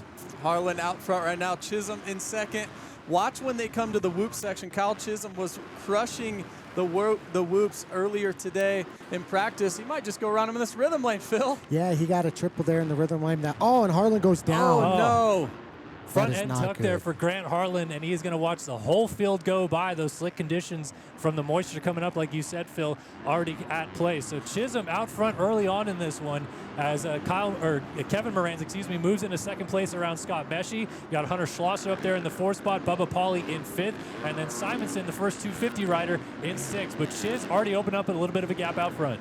Yeah, Chiz already to a decent-sized lead. And, you know, there's not many people better to manage a lead like this than Kyle Chisholm, especially with this competition. Kevin Moran's in 2nd, but Chiz just going to click off his laps right here. He's got a lot of lean angle. But going back to what Harlan did, so they prepped the track a little bit, and it's pretty slippery in the turns, Phil. They're getting a lot of moisture in there. And Chisholm, he's smart with that, right? They're already cutting underneath, getting that line going. Yeah, Chiz is getting that 2-3 in that long rhythm lane. But Chiz is, I'll be honest with you, at the moment, for me, the race is over just because Chiz is so good at managing these things, and he can keep a 3-second gap all day long and know exactly where he's at. So Simonson making some passes, Yep. gets around Pauly for 5th. I think in the long game here, I think Devin's going to be one of the more versatile guys. I think he'll be able to make some passes here in the next main event as well. Well, it's not only just the power to like get over these triples and stuff, Kellen. It's even in the whoops. Like, honestly, I would say next to the start, the whoops is probably where you're the most underpowered on these 250s at altitude. Yeah, Simonson's making it work so far, like you said. Got that pass on Bubba Pauly, and it seems like he's already starting to make some inroads onto Hunter Schlosser up just ahead of him. You got Scott Meshy kind of getting caught by Schlosser as well, so that's turned into a good fight. We're watching Zach Williams battling it out here with Hardy Munoz. These guys are just battling for 10th place, actually. Williams in that 10 spot. And remember, with the field inverted, these guys would start basically where they finish in that mid-pack battle, so that also is not the worst position to start in. Munoz trying to get down the inside of Williams into this corner. Let's see if he goes for it. Got to watch out for that front end talk like we saw Harlan just have. And it looks like Munoz did finish off that pass. We also got a pass being made right here. Starling trying to get down the inside of Bubba Pauly into the whoops. Going to out-drag him into the whoops. And look at to the outside. Your guy Marsh gets around Pauly as well. He's coming. You got to think like every single pass is going to be worth a couple grand in about 10 minutes. You know? Yeah. So it's pretty much do or die. How about Rodriguez now making the pass on Pauly as well? And Rodriguez, he's been fast all season long. Marsh, he's got some company right now. Yeah, this is turning into a bit of a freight train right here because Rodriguez is also bringing Hardy Munoz with him, who just got around Bubba Pauly as well. So this is a fantastic fight we're watching on screen here for 6th place. Definitely the top 5 kind of opening up a little bit of a gap, but Starling leading this freight train. Marshall Welton got Anthony Rodriguez, Hardy Munoz. Then a little bit back of that, also getting around Zach Williams, moved around Bubba Pauly, who's working his way back a little bit. But good fight right here. Who's got the upper hand, though, of this battle, you guys think? I think Starling looks pretty good out front. He was good in these whoops last lap around. Let's see what Marshall can do right here. Both of them electing kind of go middle and to the right side there, not able to get the triple out of this turn. And Phil, I like what they're starting to do right here. They are protecting. Well, I don't like that line by Starling just going roll, but this inside right here, I don't mind that, but Starling actually held the Marshall up. Yeah, and Marshall's going to get past because of it. Yeah, Rodriguez went around the outside. Can't follow the leader, Marsh Dog. But low-key, Munoz is one of the better ones in the whoops. I kind of looked off screen, cheated a little bit, but Marsh pass. there it Marshall is. Welton Wow. gets them both. Yeah. Oh, and look at Munoz down the inside in the background, gets Rodriguez, and he's going to chill by Justin Starling on the triple to make that pass up into 7th place. So now Starling, he's like, what just happened? Everyone just got around me. Yeah. Those 2 or 3 turns from Marshall Welton, you said 2 or 3 grand, Phil. That might have been like a 10 grand on 2 laps right there to be able to get by those guys. And you also got to remember the top blue crew as well, which is another $200 thanks to Cooper Webb. I'm glad he could pull $200 out of his tight wallet to help out the privateers. Tristan Lane's starting to make some moves. He's up into the top 10. He just got around Rod Bell. Zach Williams also sliding back to the 12th spot now as we see him on our screen there. But yeah, Lane on the 7-11 trying to go to the outside of Starling. Turns back to the inside here. Not able to make the move just yet. It's still Kyle Chisholm leading by about 4.5 seconds over Kevin Moranz, Hunter Schlosser, then Scott Meshy, and Devin Simonson. But this fight in the mid-pack is insane. And I want you people, everyone watching, remember, last year it was 12 points to win the 30 grand, okay? So someone that's still in 6, let's say Marsh can go 6-6 and get, 12 points. You still have a potential chance to win this thing. So it's not over. Yeah, that's kind of the sweet spot right there. Obviously, Chisholm's going to be great. He's going to be able to come to the pack, but how far can he get up in main event number 2? But You look at like Simonson, Welton, Munoz, that right there, those guys are absolutely still in this thing. And they're going to line up next to each other when it's inverted, so you know they're going to be going to the death as well. So, Motorsport moments of the race. I think we're going to have to give it to Chiz getting around Grant Harlan when he went down right there at the beginning of the race, because he's taken off with this thing. Hey, enter the Motorsport Ultimate Ride. Win a 2025 Yamaha YZ450F. This launches on May 10th. Head over to motorsport.com/win to win a 2025 Yamaha YZ450F. And yeah, Chiz getting around Grant Harlan on that opening lap has just taken off with this thing, looking comfy out front. And if this is how he looks in this race, how do you think he's going to do coming through the field? he might be a little bit more sporadic trying to bust moves, but like at the moment he's just like all day pace drinking beer on a golf course. You know, like it looks like he can do this all day long. Well, he's sorry, Kellen. He's just so poised, right? Like he's came through the pack before. I remember a few weeks ago he was in a last chance qualifier and he was like 6th or 8th, and he was so patient. And he comes up and he ends up winning the race, so he could absolutely do that in main event 2 here in a little bit. Time has expired and the white flag is waving this time by as Kyle Chisholm checks in out front. Still Moran's in the 2 spot, Schlosser in 3rd. Simonson was able to get around Scott Meshy and move into 4th. And I'll tell you who's on the charge right now. Hardy Munoz has made it up to the rear fender of Scott Meshy, trying to get into the top 5 late in this one. These 250 boys are not messing around here today. Munoz is the fastest guy on the track right now by a second. So we'll he's see. Still charging. We'll see if he can get that closed down. We see Moran's there in the 2 spot as Chiz pulling away ever so slightly lap after lap. 4.2 second lead now. And I think he's just going to bring this thing home rather easily. A few corners to go for the 77 here of Kyle Chisholm. Yeah, so cool to see Chiz doing this for Jerry Robin. Hopefully he can back it up here in just a little bit. But Kellen, 1 turn to go. There we go. Kyle Chisholm's going to bring it down to the checkered flag. Chiz on top, repping Jerry Robin. He wins race 1 of the PulpMX Yamaha LCQ Challenge. And in the background, Munoz was indeed able to get around Scott Meshy to move up into 5th. Almost got to Simonson for 4th right at the end there as well, as you see him going over the line. So top 5, Chisholm, Moran, Schlosser, Simonson, and Munoz. I was actually really impressed by Munoz's speed in that race and his whoop speed. How about 250s, though? 4th and 5th. That's pretty solid. Legit. Legit indeed. So Chiz takes a bit of a victory lap around the stadium there as we wait for the rest of the field to finish this off. And as you guys see the running order there, we get to invert this now. So Starling, who had a bit of a bad race there, looks like he is going to go off first. Josh Greco, Kozad as well, going to lead the field in. And Chiz has got to start at the back now. Going to be fun. Yeah, no doubt about it. Kyle Chisholm starting at the back. And I like where a guy like Hardy is. We mentioned it earlier, Phil, but right there in that 5th place position, he's not going to have to pass guys like Chisholm and Moran's. And then his biggest deficit would have been that main 1 off the start, right? Yep. And you said his whoop speed is good. He's carrying a ton of entry speed into those whoops. So if he's got the most speed, he's not quite as back of the pack as a guy like Chisholm and Moran's. This could be Munoz. And from a racer standpoint, Munoz is the only one that was really passed. Chiz hasn't passed anybody. Yep.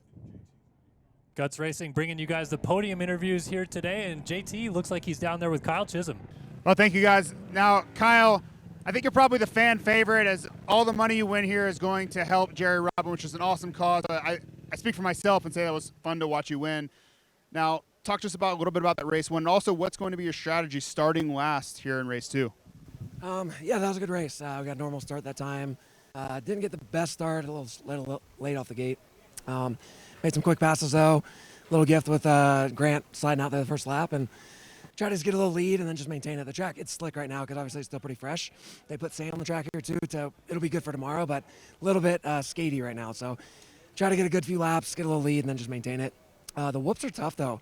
I think they got rain overnight, and they're actually getting pretty cupped out and then pretty hard. So definitely had an advantage there, but definitely they're tricky. So a couple rhythms I was able to do too that I don't think the other guys are doing yet. So that helped me for sure. But yeah, the second moto, it's gonna be tricky. So I did the announcing last year up with Cade, and it was fun to watch. I don't know how fun it's gonna be to race it like this, but man, happy to be out here. At least I got a 1 on the board for Jerry, and yeah, try to go out there and be smart, have fun in this next one, and yeah, man, I think I'm gonna just try to just pick guys off one at a time, as quick as I can, and see how far I can get up to. So when you're in the lead like that, you're able to kind of pick your way around? Were you thinking about this race too, about trying to figure out places to pass? Because you're going to be 22nd on that first lap. That's what's going to be tough. Like I said, the track, it's pretty slick. Like half the track, they didn't ride for press, obviously. So it's fresh for us besides the 8-minute practice that we got. So there's not a lot of lines really worked in. If you kind of go out at main line right now, little greasy as you saw with Grant going down. So it's going to be tough. It's going to be tough to make passes. Like I said, I'm just going to be smart, pick and choose the spots where I make the passes and try to stay out of the craziness that's probably going to be going on out there. And should be fun, though. Like I said, have some fun, raise some money for Jerry. And, yeah, that's the main goal. I think there's a lot of people cheering for you. We'll send it back to the booth. Thanks, JT. Guts Racing bringing you guys this podium interview. Pulp 2025, the code to save. Complete seats covers, and vintage stuff. Guts.com for more info. And race 1 now in the books. Wild one for sure. A lot of good passing in the midfield, as we already saw here in that first race. And I feel like it's only going to get better now coming into race 2. Yeah, we haven't seen anything yet. It's about to get really, really wild. I did notice, so Starling, something must happen to Starling. He's going to be first out here.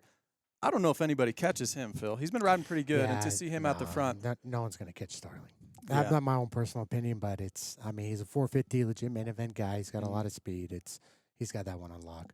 And how about those 250 guys, right? Coming through from not so good starts from either outside or far inside gate picks for Devin Simonson's case.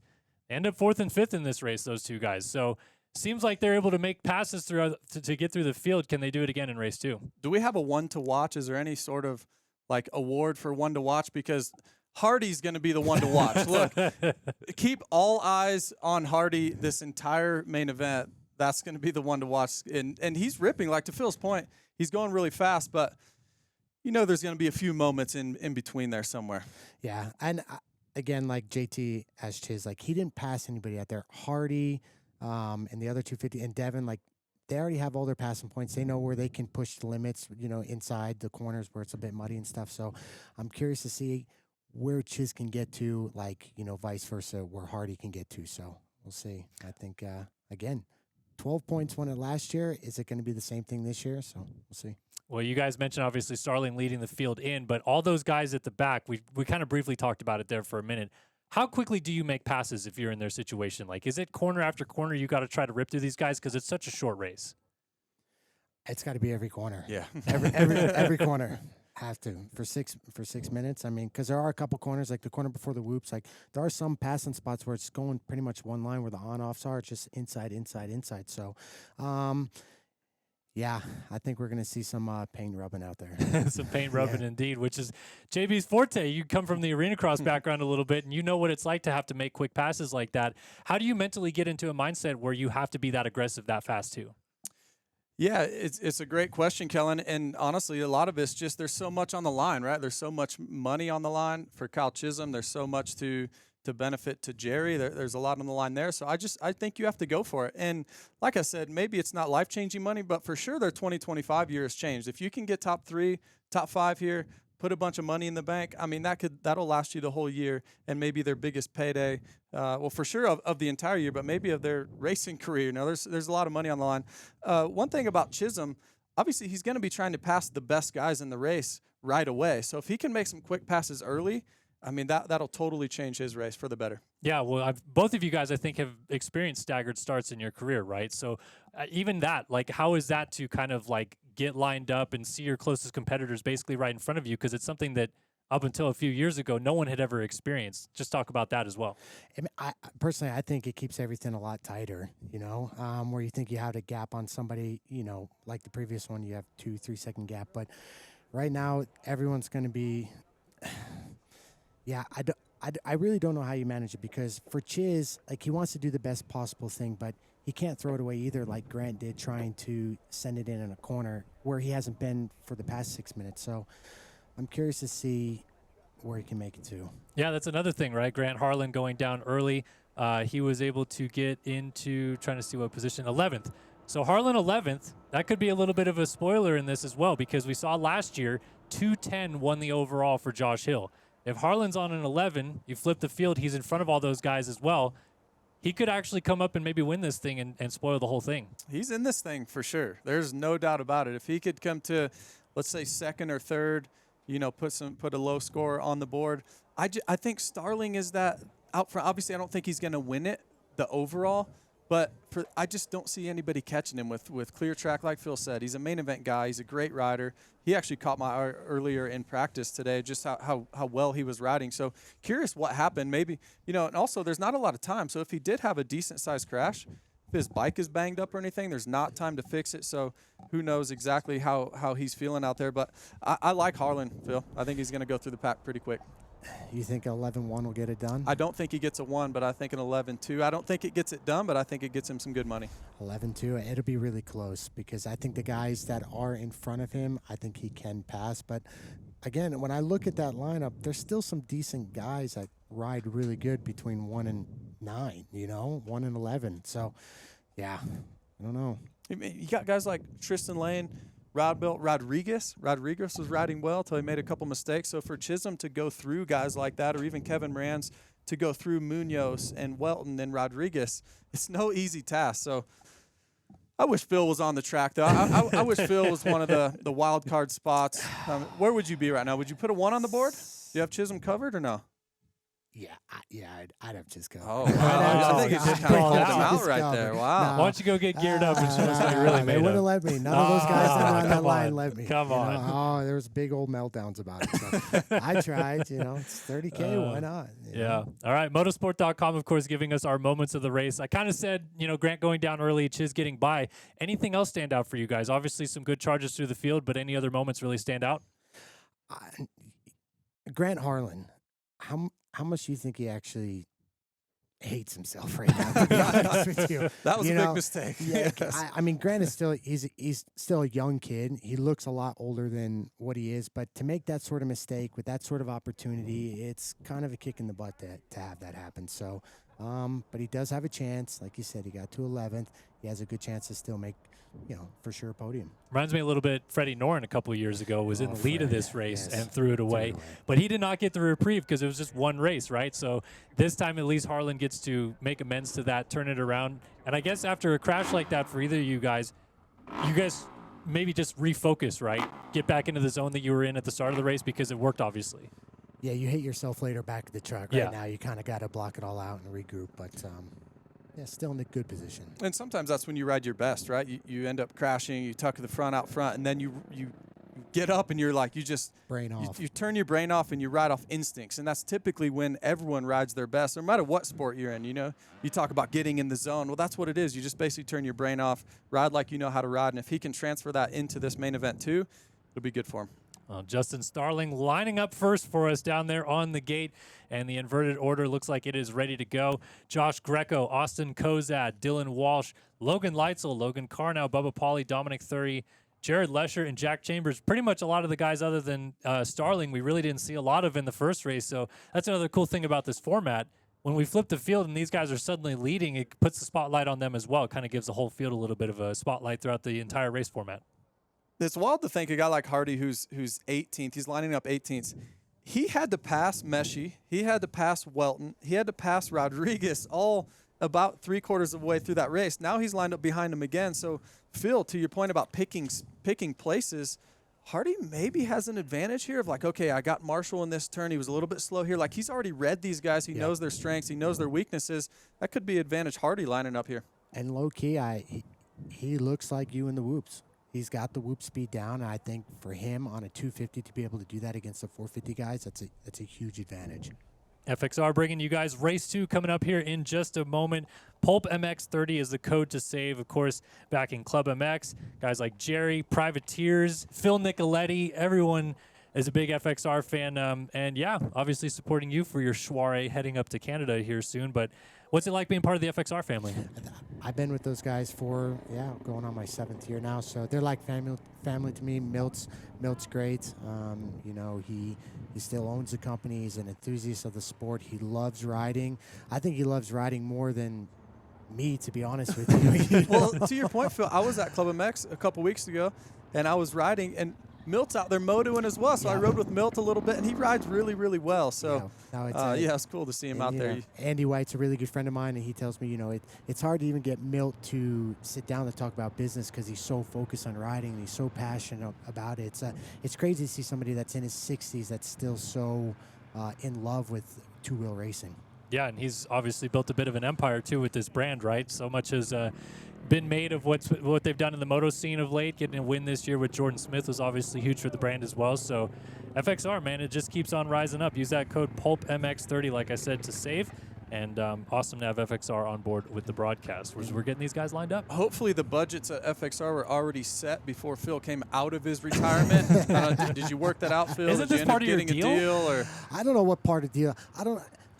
This is supposed to be a PulpMX deal for me, but now I got so many jobs for Pulp, I'm actually working for free nowadays, so I don't even know which way's up or down anymore. But from the FXR standpoint, everything's good, and they actually have some really big news coming out here pretty soon, which is, I think, going to blow the industry pretty soon. So nice, some breaking news. You want to just break it on yeah, here? Come on, nobody's just lay it watching down for us, Phil. I don't get paid enough to make those calls. Also, thanks to Luxon. Luxon was formed to apply our vast engineering expertise and technology to our motocross passion. Motocross is rather young in terms of engineering technology, and Luxon is out to challenge the status quo, offering advanced performance products. And of course, they gave us our Luxon 1 to watch in this race, which was Kyle Chisholm in race 1, and he did the deed there, got the job done, but now he's got to start from the back and do it all again. Okay, so I'm going to... Hardy's in front of Devin, okay? Everyone knows Hardy's send factor, okay? If you're Devin, do you just sit behind Hardy and try and pounce on the mistake if Hardy does run it in on another 450 guy? Because, I mean, Hardy could go down, maybe take one extra person down with him, and Devin could get a 2-for-1 special. Well, yeah, but you don't want to get caught up in it, right? Like, that's the hard part. Also, is going to be hard for Devin to pass Hardy. Like you said, we've talked about it all show, just how much speed Hardy has had.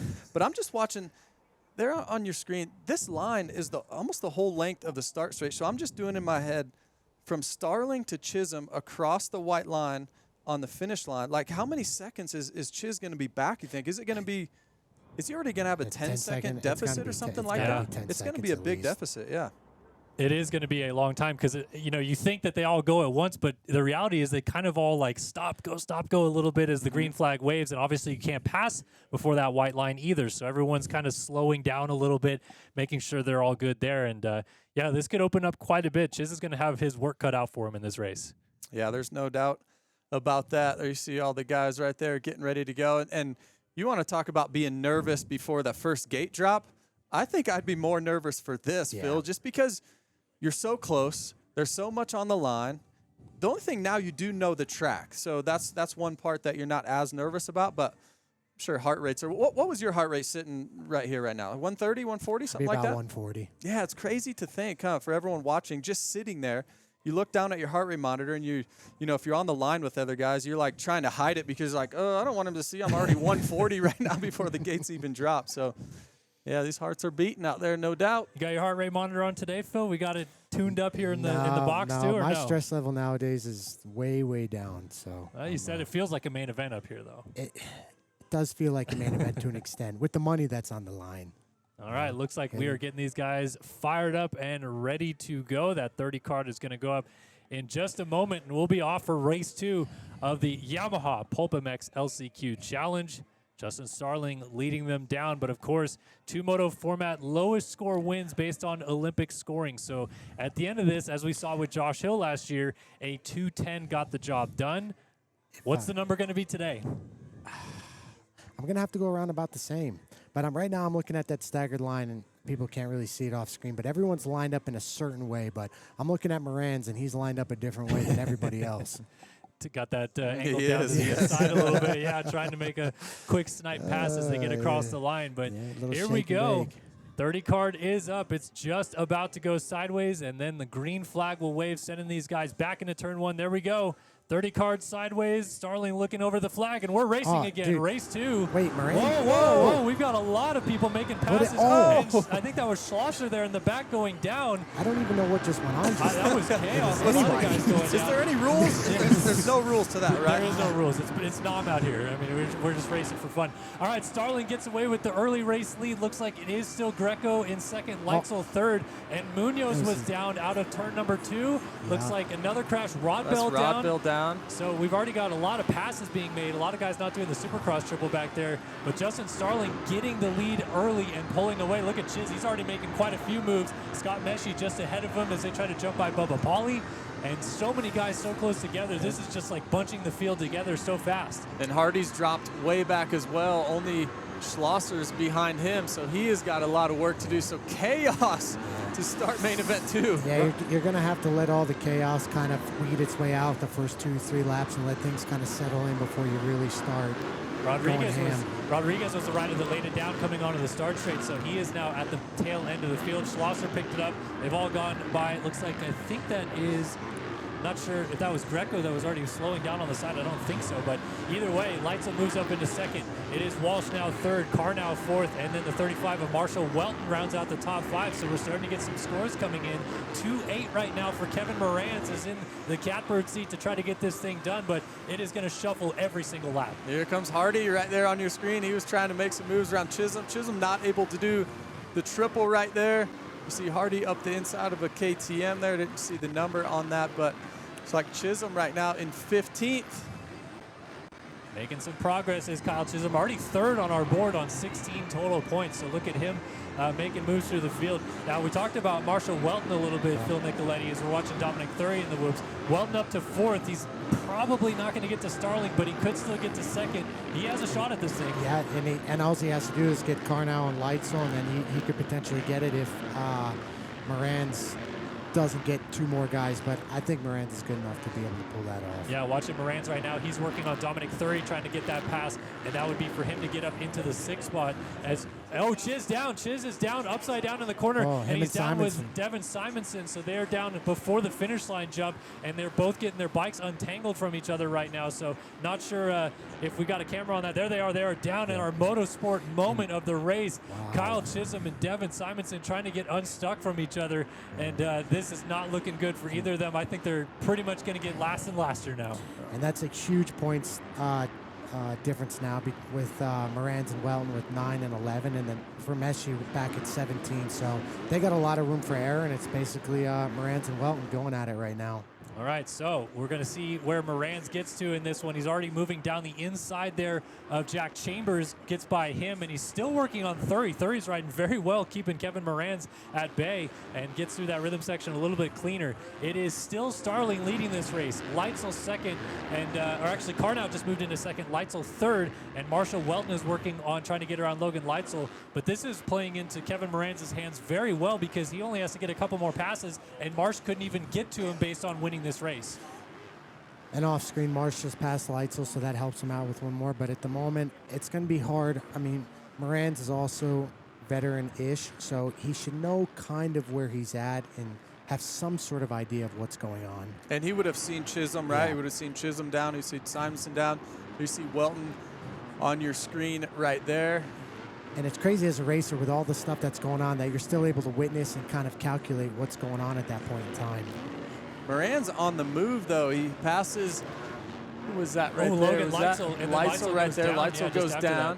So Moranz has just gotten into the 5 spot now, still behind Thury as Welton. Starling. Something happened to Starling as you see him on your screen right there for just a moment. He just rolled over the finish line jump and is rolling off the track. So Justin Starling is now out of this race. That will promote Carnow into the race lead. And of course, Welton now to second, Thury third, and Moranz into fourth. Now Moranz would be sitting on 6 points as they run. This is as good as it gets for Kevin Moranz. Yeah, Moranz has had a great start to this race right here. And even, Phil, just the first couple laps, it seemed like Moranz was in the right place at the right time. He was making moves early, put himself in that good position, and now he's just kind of riding his race, consistent laps. He's obviously, we mentioned him at the start of the show just about how fast he is. He's been kind of a main event guy as well as of late. So you see Hardy on your screen still trying to make some passes, though. Hardy looks like trying to get around Chambers for 6th. I mean, Hardy still can, potentially pass a few more and maybe get Marsh for 2nd overall with 9 and 12 points. But I don't know how that's going to work on the start. Obviously, it's not an AMA race, so I don't know. But Moranz passed about 8-9 guys just down the start straight. So you could tell by how he had his bike lined up. So I'll be curious to see how that all plays out. Do we care? Should that be a ruling in the first place for him passing that many guys? I don't know. We'll have to open the Mathis rule book. Oh man! All right, so Moran's still working his way forward. I'm honestly impressed with Thury in this race as well. I mean, he has been right in front of Moran's this entire time. We go back to Marshall Welton, who has now caught Carnow in the whoops, and he's going to try to get by him. Carnow on that 169 Kawasaki right in front of him, backed by OnlyFans, dealing with the pressure from Marshall Welton on the Gizmo Mods Rock River Yamaha. Welton to the outside, back to the inside, turns into the race lead, and now Welton can try to get away from here. That was a nice pass right there from Marsh. Looks like Carnow's not going to be able to come back. Marshall riding really aggressive right now. Looks like he just missed that white flag. There's still a few seconds left on the clock, so look like going to be 2 to go. This is a big confidence booster for Marsh. So last week was one of his best races of the year, and now he's finally getting in the flow right now. And obviously, whenever you cross the checkered flag first, it doesn't matter what type of race it is, it makes you feel good. Yeah, going to collect a big payday as well. We keep talking about the winner, but how about a guy like Munoz in 3rd overall right now? A guy like Schlosser in 4th, and he's going to collect a big payday here today. Well, one thing I want to mention about what you just talked about with Hardy Munoz right there, but Grant Harlan just ahead of him, they are catching Kevin Moran's, and if they could both get around Moran's, that would obviously promote Welton into a position to win this overall, and it's starting to tighten up a little bit because look at Moran's, he's maybe even got the pit board this time by, letting him know, hey man, you got to get going. You got some pressure from behind. There's Thury dealing with getting up on the car now, but then Harlan and Munoz right behind him as well. This could get interesting. Yeah, right now Marsh is in a really good position because Moran's is having a hard time passing Thury, and he's got 2 really good guys trying to pass him. So, and Munoz is coming up here to the whoops where he's been absolutely dominant, which I wouldn't be surprised if that's where the pass comes from. Yeah, if he can get close enough, right? Yeah. Let's see what he can do through this rhythm lane right here. Not many guys doing anything different, kind of just doubling through here, but still Moran's getting held up that little bit. Thury's able to get just about to the rear wheel. This is going to get good. Oh, man, and Marshall Welton getting away at the front of the field. Meanwhile, the chaos is ensuing behind. Look at Munoz trying to go for it. It's going to come down to a good run in the whoops for these guys, whether they can get there on Moran's or not. Moran's gets to him pretty clean. Munoz is going for it, trying to get through, and Moran's triple doubles to the outside, trying to get by Thury. Finally, he's going to get there. Will he get the pass done? It's going to be to the outside, back to the inside, and he finally gets that pass done when he probably needed to do it the most. Meanwhile, up front, Marshall Welton takes it to the checkered flag. Marshall Welton wins race 2 of the PulpMX LCQ Challenge, but it's going to be Kevin Moran's. Looks like going 2-2 at the end of this. He is going to win the overall with a low score of 4, coming from almost the very back of the pack in this one, all the way back to 2nd. I'm actually baffled that it's a 4-4 win, or 4 points wins it this year, 12 points last year. I don't know. Well, it comes down to that start, right? That start's got me mind blown right now. Right now, if I'm somebody that was mid-pack, I'm heated. I'm heated. That's another one of our motorsport.com moments of the race is the start, obviously, because that's where Moran's took advantage of it. He's doing a little bit of waving to the crowd. He's stoked about it, but yeah, just picked up a cool 25 grand payday basically right there for winning this race. So congratulations to Kevin Moran's. But you guys think, what, fair play off the start, right? No. I'm headbutting somebody. Okay. Well, your guy Marsh just got you want Welton to win this, and he was 2nd overall, right? Yeah, well, in a normal race, anytime we do a stagger start, you cannot pass until you get past that white line. There is a white line there, so that's obviously what they were trying to go off of. And now, are they going to go off that or not? Because how many guys do you think Moran's passed before the white line? A solid 8 7? people. You think so? A That solid many? 8 people, yes. Yeah. Yes. That's a tough one. And there's people down there too, That was a free-for-all.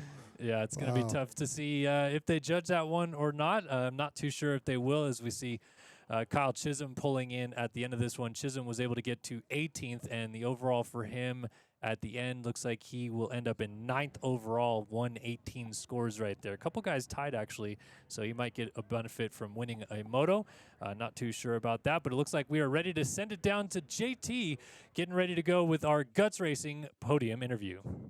Thanks, guys. Kevin Moran's, you got the job done. I don't know if you saw, but Kyle Chisholm went down there, and this race and format's so strange. You never know if you know where you're at or where positioning is, but tell us what this means. It's a lot of money for the privateers, and a little bit about your race as well. Yeah, no, biggest thing is, Jerry Robin, dude, you're all in our thoughts. I want to do as much as I can. I know Chiz was racing for you specifically. I actually saw him roll onto the triple afterwards. I was like, oh, what's going on? And he pulled off. But I think Welsh Welton or Walsh, one of the two, was given 10% of their winnings to Jerry. I told Steve I'd do that too, so I've got 10% going to you, Jerry. Happy we were able to get it done, get you a little more. Obviously, I wish Chis honestly would have won to give you everything, but no, it's been awesome, dude. My team, everything's been so great this year. Building-wise, compared to last year, had 2 concussions right off the rip last year. Couldn't get my feet under me. I feel like I'm not even to where I can be. We're just trying to prove ourselves and build the team. Like, obviously, as a privateer, dude, I've got a semi, more or less, a Renegade race hauler. We're looking to move to a semi, and that's large part due to Champion Tool Storage, G-Bow, KTM jumping on board a little bit. We got Blue Iron Foundation and Shoring. Ground Force as well. He's been huge. So, no, it's just been awesome. Race was gnarly, dude. Like, first one, Chiz got out front, and I was like, started like 5th, made my way up into 2nd, just kind of rode behind him, honestly. 1, he was doing a 3 over here. I wasn't ready to do yet. It's a little soft, sandy, being pressed and whatnot. So I let him take it. Obviously, I wanted him to kind of win the situation, but I didn't have the match for him. And then that last one, they said right before we took off, staggered start, he's like, as soon as we wave, you guys can do whatever you want. You guys don't have to wait for them to get the corner. And I saw them lining everybody up with their tire to the right of the rear wheel. So I was like, bro, I'm scooting back, going left. They're all going to get caught up and have to wait straight down. So, like, I even told Chiz I was doing before, too. And Simonson caught onto it right before we took off, did the exact same thing. I was like, dang it, Simonson. But, yeah, slipped around and then had to make quick passes. That was the biggest thing. So my aggression was great, and I got to give it up to my team. My mom and dad who are out here, Jackson, my mechanic, Justin, the truck driver, and one came to me the line, Noah for doing the vlogs. Just everybody a part of our program. It's been awesome, and, yeah, happy to get some of this done and put a little funding back into the program, maybe do some outdoors, and give a little back to Jerry. Great job, man. Yep. All right. Thanks, JT, for that. And, of course, thanks, Guts Racing, as well, for backing the podium interviews. Well, there you have it. Right from the horse's mouth, Kevin Moran says that down there they did not say he could not do it, and he did it. So he took advantage of maybe a little bit of a loophole here today. Outlaw rules. Yeah, anything goes. And good on him, right? If they did say that, which it sounds like they did, move your wheel to the left and go up the inside. A little bit of racer IQ. So wrapping this thing up, of course, now, was that expected? Did we expect to see such a low score today as well? I mean, a 2-2 on the board when you have to come all the way from the back is insane, but the rest of the scores even were lower sometimes than last year, with Hill winning on 12 points. Marshall Welton gets second on 8 points. I think Munoz or someone up there with third on 10 points. So low scores today. Very interesting, right? Yeah, I think obviously the low scores came from that start. I don't know what happened from this year to last year, but obviously they came up with something different. So, yeah.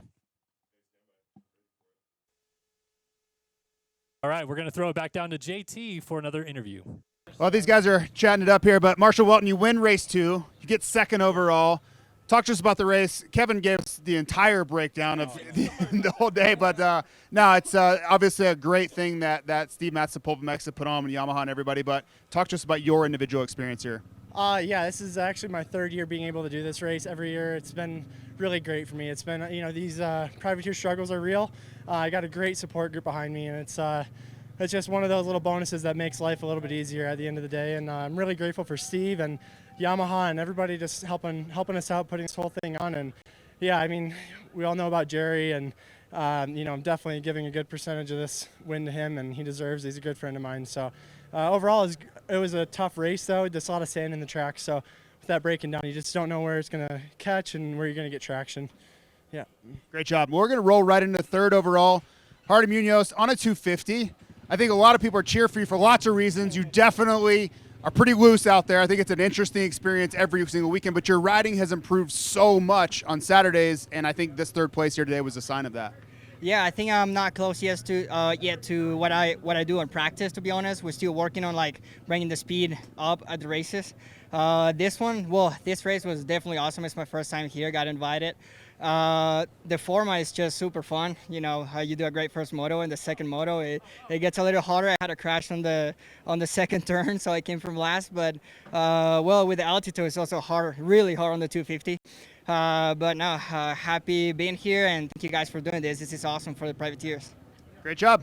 We'll send it back to the booth. Thanks, JT, for that. And again, thanks, Guts Racing, being on board with these podium interviews down there. All right, final thoughts from this today, guys. Awesome Yamaha PulpMX LCQ challenge, and a lot of money given out to those guys down there. But everyone kind of leaves here a bit of a winner, and it's really cool that this is an event we get to see every year now, right? Yeah, I'm very jealous, as a racer, that 15 years ago this wasn't around when I was struggling really bad. So it's awesome that Steve does this. He doesn't need to do this, and it's a lot of stress. And yeah, I'm very appreciative, and I'm not even doing the race, so it's very cool. Yeah, just shout out to Steve and everyone at Pulp, obviously putting this on. There you see the podium right there, and Moran's taking a big check home. Pretty cool. Pretty cool indeed. Big thanks, of course, to Racetech, Yamaha, Luxon, FXR, Motorsport, Guts, Fox Factory Trucks, all backing the program here today. Hey, you guys can still enter as well. Go to pulpmx.com. That is pulpmx.com/LCQ challenge. You guys can enter this all the way through Monday, and then the winner of the Yamaha YZ450F will be announced on Monday night's PulpMX show, so you don't want to miss that as well if you are getting involved in the raffle.